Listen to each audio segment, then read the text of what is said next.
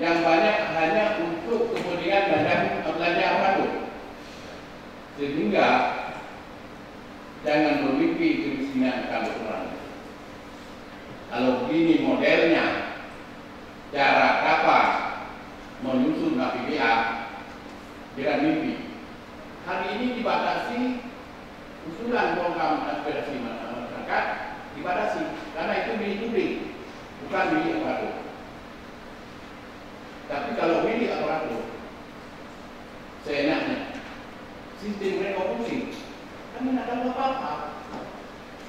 Yang dipotong mengandung sistem apa, yang tidak dipotong sistem apa. Siapa yang dipotong kami tidak tahu, siapa yang ditambah kami tidak tahu, dan siapa yang tidak dipotong juga kami tahu.